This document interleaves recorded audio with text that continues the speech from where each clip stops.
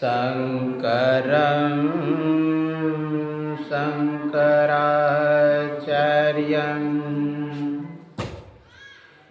केशवं बादरायणं सूत्रभास्कृतो वन्दे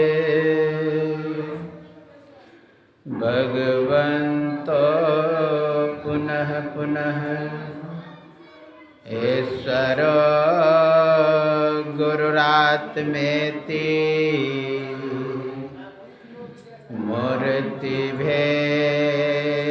मूर्तिभेदविभागिनी व्योमवद्व्याप्तदेहाय दक्षिणामूर्तये नमः। दक्षिणामूर्तये नमः। श्री सद्गुरु महाराज की जय। हम लोग को जय घोष पूर्ण समर्पण होकर के करना चाहिए, क्योंकि जब तक समर्पण नहीं होगा तब तक भगवान की कृपा नहीं होती। आप लोग जानते हैं, जब तक द्रौपदी दूसरों की आस रखी तब तक भगवान की कृपा नहीं हुई। द्रौपदी को जब भरी सभा में खींचकर दुशासन लाए तो उसके मन में थोड़ा अहंकार थी द्रौपदी को, कि किसी को एक पति रहता है तो वह दुर्दिन दुर्व्यवहार देखने को नहीं मिलता है। मेरे तो 5 पति है, क्या उसके सामने में ऐसा दुर्दिन दुर्व्यवहार देखने को मिलेगा? लेकिन जब उसके ओर दृष्टिपात करते हैं ना, तो वह सर झुकाए बैठे हुए, फिर सोचते हैं कि मैं ऐसे की सभा में हूँ, जब तक हाथ में अस्त्र हो तब तक पराजय का मुख न देखना पड़े, अर्थात द्रोणाचार्य उसके ओर भी दृष्टिपात करते वह भी सर झुकाए बैठे थे। फिर सोचती है कि मैं ऐसे की सभा में हूँ जो इच्छा मृत्यु का कवच पहन के बैठा, अर्थात भीष्म पितामह, उसके ओर भी दृष्टिपात किए तो वह भी सर झुकाए बैठे। अंतिम में सोचती है मैं छत्राणी हूँ, मैं अपना रक्षा स्वयं कर सकती हूँ, जोर से सारी को पकड़ी लेकिन एक भी ना चली। अंतिम में कहती दुख हरो द्वारिका नाथ शरण में तेरे। 5 पति जी मुझे हार चुके हैं जुए बाजियों में हो, सुनो मुरारी बात हमारी, लाज बचाओ हमारी, खरी हूँ बीच सभा। अंतिम में हरदी गुर्दी बोल गई, जब कोई नहीं आता तो श्याम आता है, दुख के दिनों में वो बड़ा काम आता है। जैसे अर्जुन अंतिम में समर्पित हुई, पहले बहुत तर्क वितर्क किया, हे केशव मैं युद्ध नहीं करूँगा। कहा क्यों नहीं करोगे? कहा किससे मैं युद्ध करूं, सब तो अपना ही है। पुत्रांश पौत्रांश सखी तथा मेरा ही पुत्र पौत्र है, श्याला संबंधिस तथा मेरा ही श्याला संबंधी है, मैं किससे युद्ध करूं? कहा कुतस्वा कसमलमिदम विस्मय समुपस्थितम अनार्य दृष्टमा सर्गम कृति कर्म। हे अर्जुन, और समय तुम्हें मोह कहाँ से हो गया कि ये मेरा है? मैं तुम्हारे पक्ष से इसलिए नहीं हूँ कि तुम मेरा मित्र है, मैं तुम्हारे पक्ष से इसलिए हूँ कि तुम धर्म के पक्ष में हो और मैं धर्म के पक्ष में हूँ। यदा यदा ही धर्मस्य ग्लानिर्भवति भारत अभ्युत्थानम धर्मस्य तदात्मानं सृजाम्यहम् परित्राणाय साधूनां विनाशाय च दुष्कृतां धर्म संस्थापनार्थाय संभवामि युगे युगे। मैं धर्म की स्थापना के लिए आता हूँ। अंतिम में बहुत तर्क वितर्क के अंतिम में समर्पित हो गए। शिष्यस्तेहम साधिमाम त्वं पर, मैं शिष्यत्व स्वीकार करता हूँ, इसलिए पृच्छामि त्वां धर्म सम्मूढ़ चेता, मैं आपसे पूछता हूँ क्या करना चाहिए, मेरे लिए लड़ना ठीक है या ना लड़ना ठीक है। समर्पित हुए तब गीता का ज्ञान दिया, इसलिए हम लोगों को समर्पित होकर के जय घोष करना चाहिए। बोलिए श्री सद्गुरु महाराज की जय। एक बार और हो जाए, श्री सद्गुरु महाराज की जय। सर्वत्र रूप में विराजमान आराध्य देव को कोटि से नमन।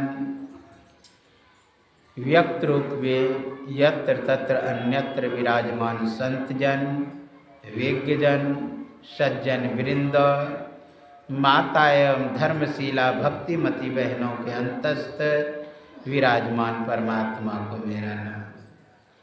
अभी आप लोग यत्र तत्र से सप्ताह ध्यान के आज अंतिम दिन के दूसरे पाली के सत्संग में यत्र तत्र से एकत्र हुए हैं। उसमें सद्ग्रंथ रामचरितमानस सारस्वतिक से आपको पाठ सुनाया गया।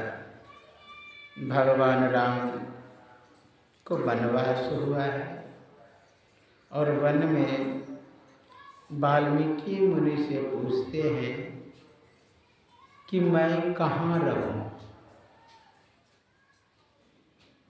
मैं कहाँ पर रहूं। व्यवहारिक सत्ता में भगवान पूछ रहे कि मैं कहाँ रहूं। यह व्यवहारिक सत्ता है। एक व्यवहारिक सत्ता होता है, एक परमार्थिक सत्ता होता है, एक प्रतिभाषित सत्ता होता है। तो व्यवहारिक तौर पे भगवान राम पूछ रहे हैं, परमार्थिक सत्ता तो सब जगह है। व्यवहारिक रूप में पूछ रहे हैं कि मैं कहाँ रहूं। लेकिन थोड़ा हास्यास्पद वाल्मीकि मुनि कहते हैं, ये पूछ रहे हैं लौकिक दृष्टि से, वो उत्तर दे रहे परमार्थिक दृष्टि से।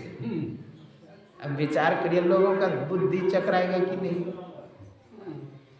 अच्छा, मैं कहूं कि सूर्य उगता डूबता नहीं है तो लोगों का स्वाभाविक है बुद्धि चकराएगा। मैं किस भाव से बोल रहा हूं, लोग पूछेंगे किस भाव से। आप स्वाभाविक जानते हैं पूरब से सूर्य उगता है, पश्चिम में डूबता है, ये व्यवहारिक सत्ता है। आपको कहना ही पड़ेगा कि पूरब में उगता है, व्यवहारिक सत्ता। लेकिन जो वैज्ञानिक है, जो पढ़े लिखे, वो जानते हैं कि सूर्य एक जगह स्थिर है, पृथ्वी ही घूम रही है। और हमारा शास्त्र भी कहता है न अस्तम इति न च उदिति, कथम संध्या उपास में न अस्त होता है न उदय होता है। कथम संध्या न अस्त न उदय भी होता है, न ही अस्त होता है। तो लेकिन व्यवहारिक में आप कहते हैं कि पूरब से उगता है, पश्चिम में डूबता है। यहाँ व्यवहारिक रूप से पूछ रहे प्रभु मैं कहाँ रहूं। वाल्मीकि मुनि से पूछ रहे कहाँ रहूं। अब वो उत्तर क्या दे रहे हैं, मुझे आप बताइए आप हैं कहाँ नहीं। मुझसे पूछ रहे कि मैं कहाँ रहूं। मैं पूछत सुख चाहूं, जहां ना हो तहाँ देहूं कहीं, तुम्हें दिखाऊं उठाऊं तुम सभी। यह दृष्टि किसकी है? ऋषियों का, जो पहुंचे हुए संत है उसकी यह दृष्टि है। साधारण आदमी की यह दृष्टि नहीं है। जो जे पहुंचे ते कही गई तिनकी एक बात, एक ही बात। जैसे गोस्वामी तुलसीदास जी क्या कहते हैं, गोस्वामी तुलसीदास जी सभी जगह कहते हैं सातम सम मोहिमय जग देखा। भगवान राम सबरी को सुनाने पर भक्ति का प्रसंग जो सुना रहे हैं, कहते सातम सम मोहिमय जग देखा। इसका मतलब सभी में है। यह संत की दृष्टि है। सुनी चैव स्वपाके च पंडिता समदर्शिना, जो कुत्ता बिल्ली सिंह आदि में ब्रह्म को देखता है, पृष्ठाद ब्रह्म पश्चात ब्रह्म उत्तर दक्षिण, यानी सब जगह ब्रह्म। सर्व खल मिदम ब्रह्म, संपूर्ण जगत ब्रह्म है, उपनिषद के ऋषि ने कहा। शंकराचार्य कहते हैं मैं अंधकार में क्यों देखूं? क्या अंधकार ब्रह्म नहीं है? प्रकाश में क्यों देखूं? क्या प्रकाश ब्रह्म नहीं है? शब्द में क्यों सुनूं? क्या शब्द ब्रह्म नहीं है? निशब्द में क्यों जाऊं? क्या निशब्द ब्रह्म नहीं है? उनका तो दृष्टि है वैसी जो कि शब्द के ब्रह्म को वो देखता है। भूतेषु भूतेषु विचित्य धीरा प्रत्यास्म लोकादा मृता भवन्ति। जो संपूर्ण भूतों में यानी मिट्टी, जल, अग्नि, वायु, आकाश, जो सभी में ब्रह्म का दर्शन करता है तो उसकी स्थिति क्या होता है? प्रत्यास्म लोकाद मृता, इस लोक से जाकर वह अमर हो जाता है। संपूर्ण भूतों में मिट्टी को मिट्टी नहीं देखता है, जल को जल नहीं देखता है, वायु को वायु नहीं देखता, अग्नि को अग्नि नहीं देखता, आकाश को आकाश नहीं देखता है, यानी ब्रह्म ही देखता है।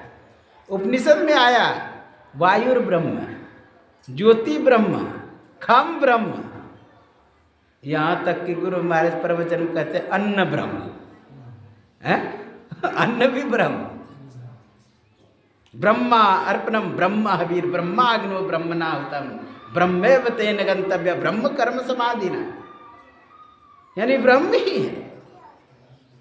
एक बार एक सियार भागता हुआ एक नदी के किनारे वृक्ष था, उस जगह परेशान होकर के बैठ गए और अंदर से आवाज आता है, ओह मैं बहुत दुखी हूँ। ऊपर में एक पक्षी बैठा था वृक्ष पर, तो पक्षी पूछता है तुम क्यों दुखी हो? कहा मेरे पूर्वज ने कहा था तुम जंगल खोज लेना तुम सुखी हो जाओगे। मैं खोजते खोजते जंगल परेशान हूँ, मिल ही नहीं रहा है। फिर वो पक्षी कहते हैं कि मैं भी परेशान हूँ। कहा तुम क्यों परेशान हो? कहा मेरे पूर्वज ने कहा था तुम आकाश को खोज लेना तुम सुखी हो जाओगे। मैं खोजते खोजते परेशान हूँ, आकाश मिल ही नहीं रहा। नीचे नदी में थी मछली, मछली कहती मैं भी परेशान हूँ। कहा तुम क्यों परेशान हो? कहा कि मेरे पूर्वज बोले थे कि तुम जल खोज लेना तुम सुखी हो जाओगे। अब मैं जल खोजते खोजते परेशान हूँ, मिल ही नहीं रहा है। चौथे व्यक्ति एक खड़े थे, कहा सब मूर्ख के मूर्ख, अरे जहाँ तुम भाग के आए हो न सियार से, कहा वो जंगल ही था। कौवे को कहा, पक्षियों को, तुम जहाँ उड़ते हो न खोजने के लिए वह भी आकाश ही है। मछली को कहा तुम जहाँ रह रहे हो न वह जल ही है। उसी तरह परमात्मा सब जगह है, हरि व्यापक सर्वत्र समाना, प्रेम से प्रगट होई मैं जाना। हरि व्यापक है, सभी में फैला हुआ, विस्तीर्णम बहुत दूर तक फैला हुआ है, सभी जगह, कहीं पर खाली नहीं, सब में व्यापक, सब ते न्यारा, सब घट एक ही राम हो राम राम। वह सब में व्यापक है, सब में फैला हुआ है।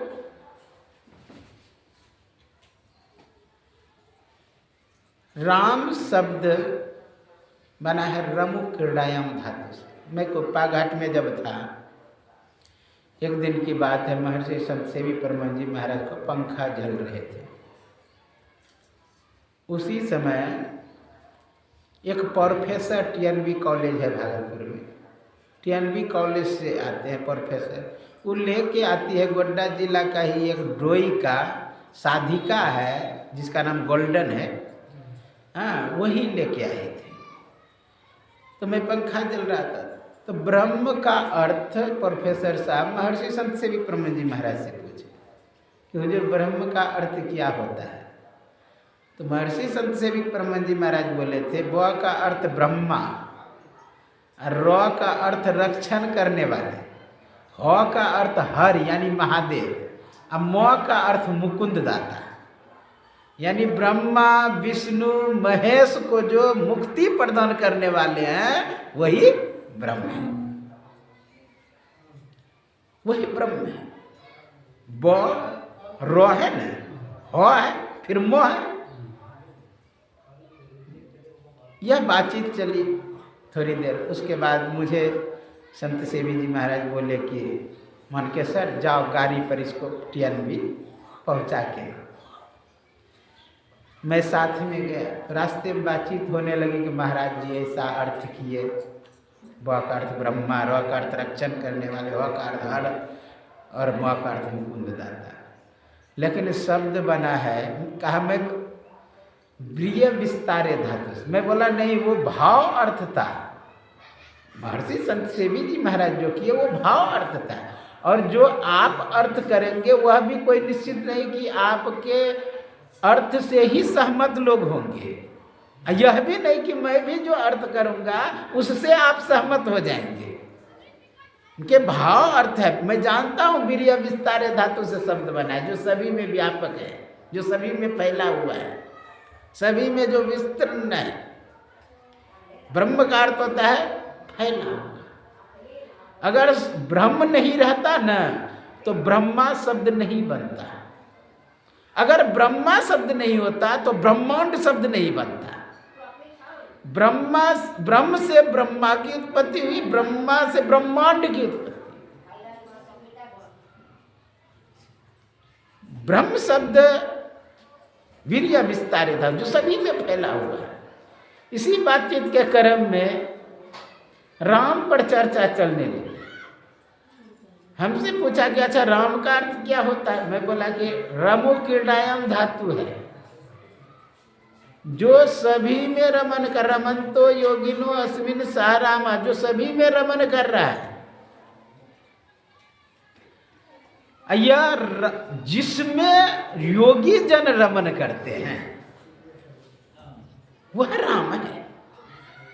राम शब्द बना है घय प्रत्यय होकर के, लस्पात अद्वितीय घा का लोप होता है संस्कृत व्याकरण से। अयो कह लेते ईद संज्ञा फलते और अ बचा राम बना, रामा बना सुविभक्ति लाए सजु स्वरूप से रूप करो से जो विसर्ग रामा, जो सभी में व्यापक है, जो सभी में फैला हुआ है, जो सभी में विस्तीर्ण है। एक चौपाई बहुत सुंदर लिखते हैं गोस्वामी जी, नाम के अक्षर चौगुन के 5 मिलाए के 2 गुण कीजय, 8 से भाग हरे तुलसी, शेष बचा सो उर्मी लीजिए। नाम के अक्षर चौगुन, कोई भी नाम वस्तु व्यक्ति स्थान का ले लीजिए, अगर यह सूत्र लगा देंगे वह 2 ही निकलेगा राम। जैसे इस गांव का नाम मिर्जाचक, 4 अक्षर ले लीजिए, तो यहाँ करें नाम के अक्षर चौगुन के 4 गुना कर दीजिए, 4 चौक 16। अब 5 मिला दीजिए, नाम के अक्षर चौगुन के 5 मिला के 2 गुण कीजिए, 21 दूना 42। 8 से भाग हरे तुलसी, 8 से भाग दीजिए, 8 पंचा 40, शेष बचा 2, अर्थात राम। जो ये मिर्जाचक में भी व्यापक है। इसमें है मंदिर, मंदिर के अक्षर का 3 अक्षर, तो 4 तिया 12, अब 5 मिला 12 5 17, और 2 गुण कीजिए 7 दूना 34, 8 से भाग दिए 8 चौक 32, शेष बचा 2, अर्थात मंदिर में भी जो व्यापक है। मंदिर में है मूर्ति, मूर्ति 2 अक्षर ले लीजिए, 4 दूना 8, 8 5 13, 13 दूना 26, 8 तिया 24, शेष बचा 2, अर्थात मूर्ति में भी जो व्यापक है वही है राम, जो सभी में फैला हुआ है, जो सभी में विस्तृत है, वह राम है। तो वही कह रहे वाल्मीकि जी, कहाँ आप नहीं हैं यह बताना है।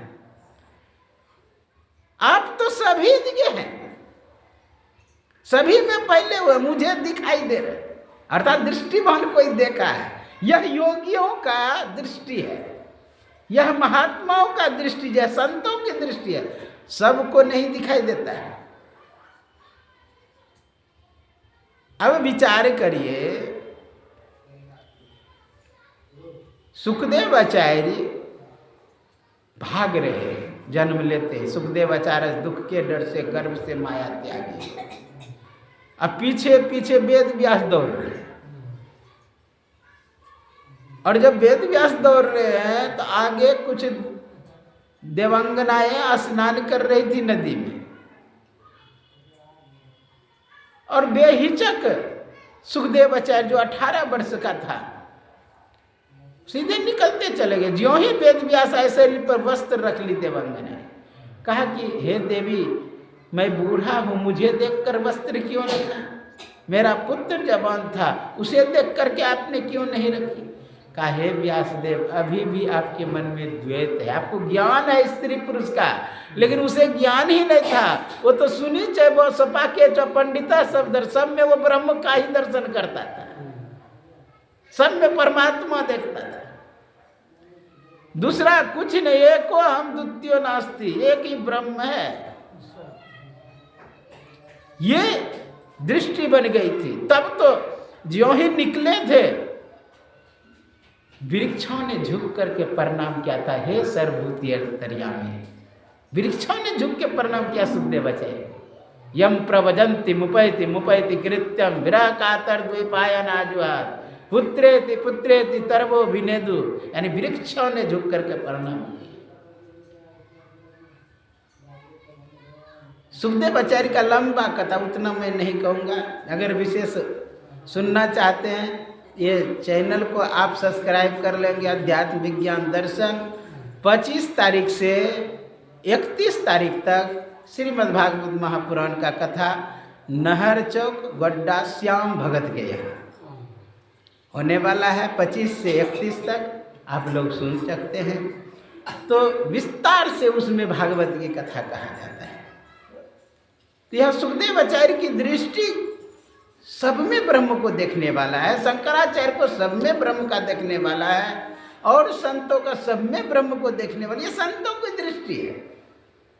हम भी भगवान राम को कहे कि सब जगह आप दिखाई दे रहे हैं तो मूर्खता होगी। हाँ, वो बोलने का बोल देते हैं सब जगह है, लेकिन हमें दिखाई नहीं देता है। सब आदमी को दिखाई देता है, उनको तो चलना फिरना मुश्किल हो जाएगा, पैर रखना मुश्किल हो जाएगा जब सब जगह भगवान दिखाई देने लगे।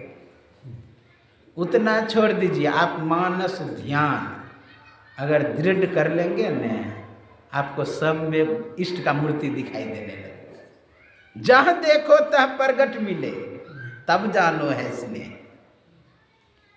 वास्तविक मानस ध्यान तभी होगा जहाँ देखें इष्ट का ही मूर्ति नजर आए, हटाने के बाद भी नहीं हटे, तब समझिए मानस ध्यान हुआ। स्वामी राम कृष्ण परमहंस जी महाराज को ऐसी स्थिति आ गई थी। बोलिए श्री सद्गुरु महाराज की जय। ऐसी स्थिति आ गई थी कि हटाने के बाद भी इष्ट की मूर्ति नहीं हटता। बोलिए श्री सद्गुरु महाराज की जय। तो हम लोगों को साधन करना चाहिए, यह नहीं कि उसी के दृष्टि से हम कहें कि सब जगह भगवान है। वहां पर भगवान राम साफ कह रहे हैं, ठीक है आपको अगर रहने की ही व्यवहारिक तौर पर कर रहने के नहीं, जिन्होंने लोचन चातक जिन करी राखे, रहे दरस जल धर अभिलाखे, भरहि निरंतर होई न पूरे। जिनका कान कथा से कभी नहीं भरता, उसके हृदय में आप वास करिए। लोचन चातक जिन करी राखे, जिनके आंख चातक दृष्टि के तरह आप में लगा रहे, उसके हृदय में आप बसिए। इस तरह कहते हैं। और आप लोग सुन रहे थे भी, गो गोचर जह लगी मन जाए, सो सब माया जानो भाई। राम स्वरूप तुम्हार वचन अगोचर, बुद्धि पर अविगत अकथ अपार नेत नेत नित निगम कर। ईश्वर के विषय में आप कथ नहीं सकते, अकथ है। अनिर्वाच्यम पदम वक्तुम ना शक्य तय सूर्यरपि, स्वात्म प्रकाश रूपम शास्त्रन की प्रकाश्यते। वह तो अनिर्वाच्यम है, अनिर्वाच्यम पदम न शक्यते सूर्यरपि, देवता भी उसे व्याख्या नहीं कर सकते हैं। शास्त्रन किम प्रकाश, शास्त्र कैसे बता सकता है उसको। ईश्वर स्वरूप के विषय में आज तक जो भी सुने हैं, जानते हैं, कहा जाए तो बकवास सुने, जस कथी तस होते नहीं। जो भी सुनेंगे वह भी बकवासी, जो सुनाया जा रहा वह भी बकवास ईश्वर के विषय। लेकिन फिर भी जस कथिए तस होत नहीं, जस है तैसा सो, कहत सुनत सुख उपजय और परमारथ। कहने सुनने से सुख होता है। मैं पहली बार हरिद्वार से कथा करने के लिए पटना में आया था 2004 में। वहाँ के लोगों ने पूछा, बाबा आप कथा करते हैं, लोग सुधर जाएंगे? मैं बोला कि लोग सुधरे कि नहीं सुधरे, हमको अच्छा लगता है कथा करने में, इसलिए मैं करता हूँ। स्व अंतः सुखाए तुलसी, अपने सुख के लिए करता, मुझे अच्छा लग रहा है। अब सुधरना नहीं सुधरना उसकी बात, मेरा कहना काम है। कबीर ने कहा ना, कहता हूं कही जात हूं, कहा जो मान हमार है, कहते जा रहा, मानिए अथवा ना मानिए।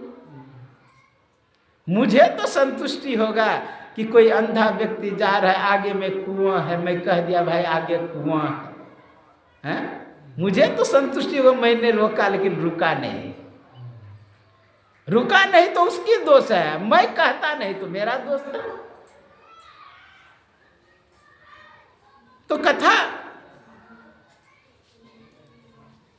कहना सुख उपजता है, अपने अपने सुख के लिए।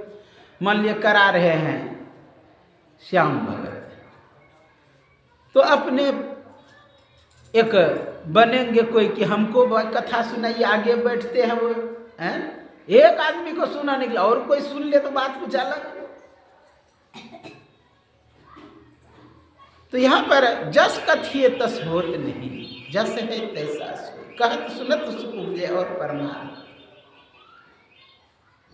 जैसा कह रहे हैं वैसा नहीं है। आप लोग सुने अभी, प्रभु अकथ अनाम, अनाम है पर गो गुण प्रकृति पड़े, वो अकथ है, अनाम है, उसको बोल नहीं सकते।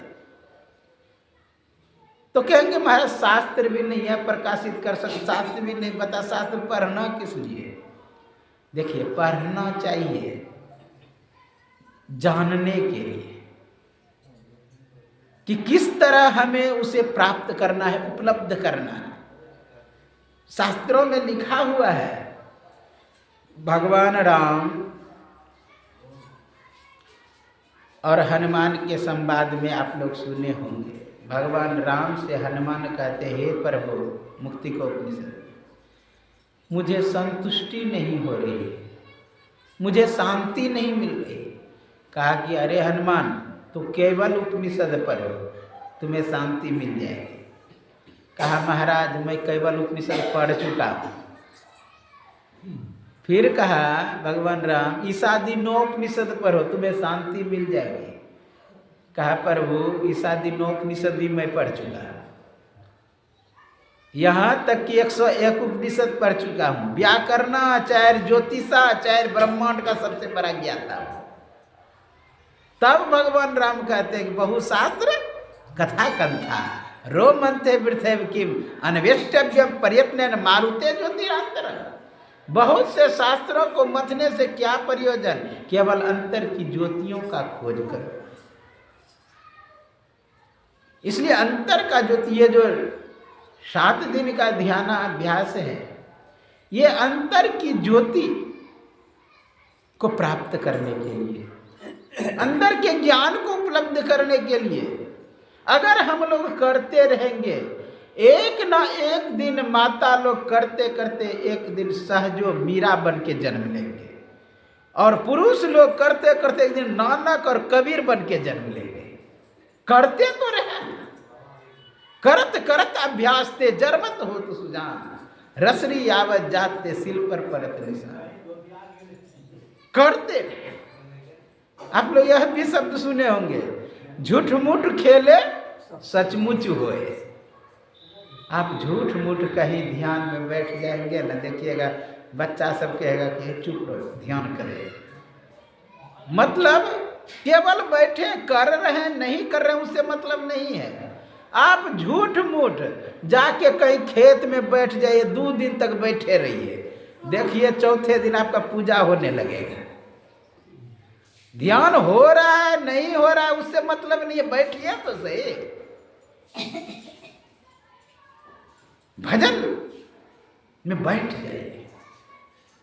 कबहु की दीन दयाल की भनक पड़ेगी काम। गुरु महाराज बोले मेरे नाम से जो 3 दिन भूखा रह जाएगा, चौथा दिन उसके पास भोजन आना है। और जो ध्यान करेंगे मोटी रोटी मोटी कपड़ा कभी कमी नहीं होगी। हम लोग स्वयं निज अनुभव इस बात को कहता हूँ। मैं हरिद्वार 2000 ईस्वी में टापू पर रह रहा था, सप्तऋषि के टापू पर। पूरा नदी भर गंगा भर जाती, तैयो जानते हैं घी का टीने पहुंच जाता था जंगल में। कौन भेजा ये भी पता नहीं। लेके आने वाला ने कहा कि उस पार में कुछ सेठ आए थे, ये चावल आटा ये घी का टीन भेज दिया है। विचार करिए, जान नहीं पहचान, कुछ पहचान नहीं, जंगल में वो भेज दिए। किसको?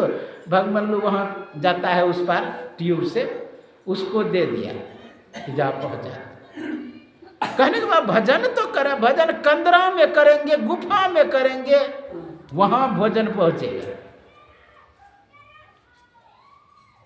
लोग कहने लगते हैं कि मैं भागूंगा तो भोजन कौन खिलाएगा। भजन तो करें, भोजन तो पीछे पीछे चलेगा। समर्पण होनी चाहिए, श्रद्धा होनी चाहिए। हरिद्वार में उस पार रहता, इस पार भी रहने लगे ना, भोरे जलपान लेकर के कोई आश्रम से पहुंच जाता था। उस पार में कुटी बनाए, फिर इस पार में कुटी बनाए, तो भोरे जलपान लेकर के किनारे पहुंच जाए। विचार करिए, आप भजन करें। और सबसे अधिक प्रतिष्ठा था जो जंगल में रहते थे। कहीं भी आश्रम में जाते तो उसकी प्रतिष्ठा थी कि जंगल में रहते, भजन करते। वैराग्य तो होनी चाहिए। इसलिए हम लोगों को चाहिए कि वह जो शक्ति है, जो राम स्वरूप तुम्हारे वचन अगोचर बुद्धि पर, उसकी व्याख्या नहीं कर सकते हैं, लेकिन वही चलाता है पूरे सृष्टि को, वही संचालित करता है पूरे सृष्टि को। किसकी मजाल है कि कोई हाथ उठा दे, किसकी मजाल है कि किसी को देख ले, किसकी मजाल है कि कानों से कोई सुन ले, किसकी मजाल है कि कोई पैर से चल ले, अगर उसके अंदर वह अव्यक्त तत्व विद्यमान नहीं रहे तो, वह जो संचालक परमात्मा वह नहीं रहे तो। उसी के आदेश से आंख देखता है, उसी के आदेश से कान सुनता है, उसी के आदेश से हाथ उठता है, उसी के आदेश से पैर चलता है। आप लोग सुने होंगे पाठ में कभी, यन मनसा न मनुते ए न हुर मनोमतम तदे ब्रह्मतम विद्धि नेदम यदि उपासते। जो मन से मनन किया हुआ कहा जाता है वह ब्रह्म नहीं है, बल्कि जो मन को मनन करता है, अर्थात मन को चलाता है, बुद्धि को चलाता है, चित्त को चलाता है, तदे ब्रह्मतम, अर्थात जो हाथ को चलाता है, जो पैर को चलाता है, जो आंख को चलाता है, जो कान को चलाता है, तदे ब्रह्मतम, वही ब्रह्म है। आंखों को सामर्थ्य नहीं है कि वह देख सके, कानों को सामर्थ्य नहीं है कि वह सुन सके। यह तो निर्जीव है। यहां तक कि मन ही जब निर्जीव है, आप सत्संग युग चौथा भाग उल्टा के देखें, मन बुद्धि सब निर्जीव है, जड़ है। जैसे कोई गाड़ी 4 चक्का हो या मोटरसाइकिल हो, निर्जीव के तरह रखा हुआ है, ज्यों ही उसमें चेतन प्रवेश करता है तुरंत वह संचालित हो जाता है। लेकिन लोगों को भ्रम लगता है, क्या कहते हैं, गाड़ी चल रही है, हवाई जहाज उड़ रहा है, ये नहीं कहता उसके अंदर जो बैठा उसका उड़ान है, ये नहीं कहता है। गाड़ी चल रही है, गाड़ी के अंदर जो बैठा उसका गति है, कितना स्पीड से वो चलाएंगे उसकी वो गति है। लेकिन बाहर से कहने वाला क्या कहता है? गाड़ी चल रही है, हवाई जहाज चल रही है, लगता है कि अपने चल रहा है इसलिए कह रहा उसको चल रहे हैं। हम क्या हैं? अच्छा बोलते हैं कि पंखा चल रही है, लेकिन पंखा के अंदर जो शक्ति है विद्यमान उसके कारण वह चल रही है। पंखा को अहंकार हो जाए कि मैं स्वयं चलता हूं तो उसकी मूर्खता है। बल्ब को अहंकार है कि मैं स्वयं जलता हूं तो उसकी मूर्खता है। हीटर को अहंकार है कि मैं स्वयं हीट होता हूं तो उसकी मूर्खता है। फ्रिज को अहंकार है कि मैं स्वयं ठंडा होता हूं तो उसकी मूर्खता है। उसके अंदर एक ऐसी शक्ति है जो ठंडा करता है, उसके अंदर एक ऐसी शक्ति जो हीट करता है। ये पंखे के अंदर एक ऐसी शक्ति है जो संचालित करता है। अब पंखे को अहंकार है कि मैं ही चलता तो मूर्खता है। अब वह दिखाई भी नहीं देता है जो संचालक है,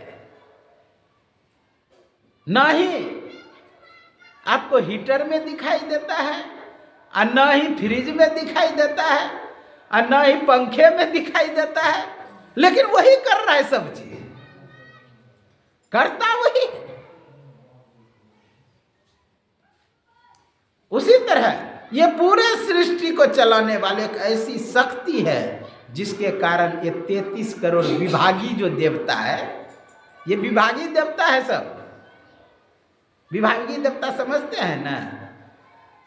किसी को गृह मंत्रालय दे देता है, हाँ, किसी को शिक्षा मंत्री बना देता है, किसी को कुछ बना देता है, अर्थात तो चलते रहे सिस्टम। अब उसको अहंकार है कि मैं स्वयं करता हूं तो उसकी मूर्खता है। उसी तरह ये परमात्मा के शक्ति से यह पूरे संचालित ब्रह्मा विष्णु महेश, अभी सुने विधि हरि शंभु नचाव निहारे, यानी ब्रह्मा विष्णु महेश को जो नचाने वाले हैं। ब्रह्मा को अहंकार है कि मैं स्वयं सृष्टि करता हूं तो उसकी मूर्खता है। विष्णु को अहंकार है कि मैं स्वयं पालन करता हूं तो उसकी मूर्खता है। शिव को अहंकार है कि मैं स्वयं नाशक सकती हूं तो उसकी मूर्खता है। उनके अंदर कहीं और से शक्ति आ रही है, उनके अंदर शक्ति कहीं और से आ रही है जो दिखाई भी नहीं देता है। एक बार ब्रह्मा को अहंकार हो गया कि मैं ही सब चीज करता। श्रीमद् भागवत महापुराण में सुंदर व्याख्यान है कि एक बार की बात है, भगवान कृष्ण अपने मित्रों से कहते हैं, मित्र कल जाना है रमन ऋतिका के बालुका पर, वहीं पर पिकनिक मनाएंगे, सब अपने अपने घर से अच्छी अच्छी भोजन ले लेना। सब अपने अपने घर में जाके अपनी माँ से कहा कि माँ दूर जाएंगे गौ चराने के लिए, इसलिए अच्छी भोजन कृष्ण बोले हैं बनाने के लिए। सब ने अपने अपने घर में अच्छे अच्छे भोजन बनाए। एक मित्र था जिसका नाम था श्रीदामा, वो बहुत गरीब थे। अपनी माँ से कहते, माँ कृष्ण बोले हैं कि दूर जाएंगे गौ चराने के लिए, अच्छी भोजन बनाने बोले। कहा पुत्र अच्छा भोजन कहाँ से मिलेगा? 7 दिन का छाछ है, इसी को तुम रख लो, कृष्ण से कह देना कि माँ दी है, वो समझ जाएंगे। वो छाछ ले लिए। जब रास्ते में चलने लगे न, सब मित्र अपना अपना भोजन का बड़ाई करता है कि मेरी माँ हलवा बनाई है, मेरी माँ कचौरी बनाई है, मेरी माँ खीर बनाई है, मेरी माँ पकौड़ी बनाई, आदि आदि।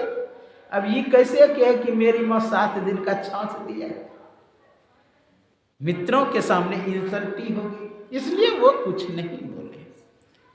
गए गौचारण किया हुआ हो गया। तब कृष्ण सबको बुलाए। भगवान कृष्ण बीच में बैठे और चारों तरफ मित्र लोग बैठे और सब भोजन निकाल करके कृष्ण के आगे सपुर्द कर दिए। क्योंकि वो जो इंटरनेशनल माखन चोर कमेटी बनाया था उसका अध्यक्ष था वो, जानते हैं चोरी करने के लिए बनाया था ना कमेटी, सब जाता था चोरी करने के लिए। इंटरनेशनल माखन चोर कमेटी का अध्यक्ष था, तो अध्यक्ष का पूरा अधिकार होता है। तो अध्यक्ष के आगे सब सपुर्द कर दिया। वो क्या किया, सब भोजन मिला दिए। अब मिला के सबके पत्तल में दिए, और सबके पत्तल में दिए, सब खाने लगे। कृष्ण भी खा रहे हैं, अपना तो कृष्ण खा ही रहे हैं, दूसरे का भी ऐसे लेकर के खा लेता है। अब ब्रह्मा जी ऊपर से दृश्य देख रहे थे, कहा ये भगवान है, दूसरे का जूठा भोजन खा रहा है, उच्छिष्ट भोजन कर रहा है, ये भगवान नहीं हो सकता है। इतने में एक मित्र बोलता है कि अरे श्रीदामा नहीं है? तो भगवान कृष्ण कहते हैं उसकी माँ लगता है अच्छी भोजन दी होगी, इसलिए छुप करके खाता होगा, मैं उसे पकड़ के लाता हूँ। वो क्या किया था, एकांत में पी रहा था छाछ, सोचा कोई देख लेगा तो बदनामी होगा, एकांत में छाछ एक वृक्ष के बगल में पी रहे थे। भगवान कृष्ण खड़े हुए, देखा कि अब देखो वहाँ पर है, वो छुप करके खा रहा है, मैं पकड़ के लाता हूँ।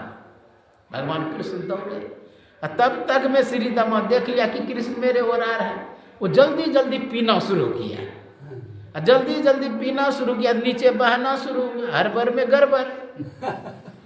अब नीचे बहना शुरू, कपड़ा उस समय वस्त्र कम पहनते थे लोग, अब पूरे शरीर में पसीना है, उसी में बह रहा है।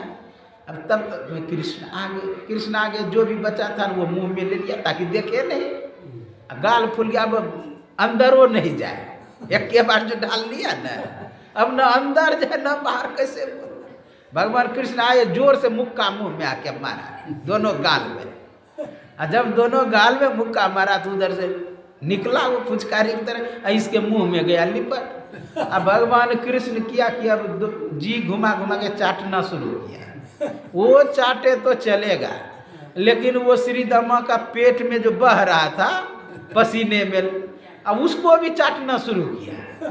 अब ब्रह्मा नहीं, ये भगवान हो ही नहीं सकता है, कहा अभी परीक्षा हो जाएगा। क्या किए, जितने मित्र थे ग्वाल बाल सभी को चुरा लिए। भगवान कृष्ण सोचता ये लोग गया कहाँ, फिर सोचता लगता है गौ किसी के फसल में चली गई, वहीं घुमाने गया, देखता है तो गौ भी गए, अब पीछे जो श्रीदामा खड़ा था वो भी गए। भगवान कृष्ण से बात किया है, आंख बंद करके देखा, जब आंख बंद करके देखा तो देखता है ब्रह्मा बाबा का काम है। कहा कि कुछ दिन कुट्टी काट के खिलाने दो, परेशानी होगा तब बुझेगा। ये क्या किए भगवान, एको हम बहुत श्यामा, एक मैं हूँ बहुत हो जाऊं। जितने ग्वाल बाल थे सब आप ही बन गए, मोटे थे तो मोटे, नाटे थे तो नाटे, लंबे थे तो लंबे, काले थे तो काले, गोरे थे तो गोरे, सब कृष्ण ही। जितने बछड़ा थे सब आप ही, जितने गैया थे सब आप ही, जितने लाठी थे सब आप ही, यानी सब आप ही, वस्त्र भी आप ही, यानी कृष्णमय पूरा वृंदावन। 1 साल के बाद ब्रह्मा आए देखने के लिए, बात किया है, गया तो देखते यहाँ कैसे आ गया ये लोग, मैं तो ब्रह्मलोक में रख के आया हूँ। भाग के गए ब्रह्मलोक देखने के लिए, फिर देखता वहाँ भी, फिर यहाँ आया तो यहाँ भी। इसी बीच में एक घटना घटित होता है। क्या घटना घटित होता है, भगवान क्या कहिए, ब्रह्मा का रूप बना लिए, अब ब्रह्मलोक में घुस गए और द्वारपालों से कहा कि देखो बहुरूपिया बहुत घूमता है नकली ब्रह्मा, अगर वो आ जाए उसको घुसने मत देना। अब जब असली ब्रह्मा आए, बोले श्री सद्गुरु महाराज की जय, 2 मिनट में खत्म करा। असली ब्रह्मा जब आए तो घुसने लगे, अपने घर में कौन रोकता है, जब ज्यों ही घुसने लगे द्वारपाल 2-4 डंडा मारा, गिरा हर मरा करके खून बहने लगा। तो कहता है द्वारपाल तुम कौन हो, ब्रह्मा को कहता तुम कौन हो, कहा कि मैं तुम्हारा मालिक ब्रह्मा, तुमको पता नहीं, कि मैं जानता तुम बहुरूपिया हो। सोचा बात किया, मेरा ही नौकर मेरा ही पिटाई कर रहा है, बात किया है। जब आंख बंद करके देखा कि अंदर में भगवान बैठे हुए हैं, कहा असली ब्रह्मा वही है, केवल मुझे दर्शन करने दो। कहा अब आया उस पहाड़ के नीचे, बोलो न जी कि मैं बहुरूपिया हूँ, मुझे इनाम लेना है, अब तुम जा सकते हो। ज्यों ही अंदर गए भगवान गायब, अर्थात जो मच्छर से को ब्रह्मा बना दिया, ब्रह्मा को मच्छर से तुच्छ, ऐसा सामर्थ्य। विधि हरि शंभु नचाव नियारे, ये सामर्थ्य होता है, योग्यता क्षमता होता है भगवान में। जो चेतन कह जर करही, जरही करे चेतन, असमर्थ रघुनायक भजहि जीवते धन्य। हम लोगों को उस चेतन को उपलब्ध करना चाहिए। जाके बल बिरंची हरीसा, पालत सिरजत हरत दस शीसा। जिसके बल से ब्रह्मा जी सृष्टि करते हैं, जिसके बल से शिव जी संहार करते हैं, जिसके बल से विष्णु पालन करते हैं, उसी शक्ति को अगर प्राप्त कर लेंगे तो राम का वास्तविक स्वरूप होगा। नहीं तो रूप में फंसे रहेंगे, स्वरूप में नहीं जा पाएंगे, पर रूप में फंसे रहेंगे तो स्वरूप को नहीं उपलब्ध कर पाएंगे। बहुत सुंदर का मम दर्शन फल परम अनुपा, जीव पाव निज सहज स्वरूपा। अपने स्वरूप में प्रतिष्ठित हो जाएंगे, तदा स्वरूपे अवस्था नाम। अपने स्वरूप में प्रतिष्ठित होकर के अपना परम कल्याण कर लेंगे। यह ध्यान जो होता है अति ही उत्तम काम आप लोग करा रहे हैं। मंदिर शोभा होता है ध्यानाभ्यासी करने से। साल में कम से कम करना ही चाहिए। जिस आश्रम में नहीं हो रहा है ध्यान तो समझिए वो मंदिर नहीं। हाँ, मंदिर में ध्यान तो होना ही चाहिए। सत्संग कितनो करे कोई बात, लेकिन ध्यान साल में होना चाहिए। यह जो करा रहे हो ध्यानाभ्यास अति उत्तम काम करा है। मैं गुरुदेव से प्रार्थना करता हूँ आप लोगों के घर में सुख शांति स्मृति बना रहे। बोलिए श्री सद्गुरु महाराज की जय।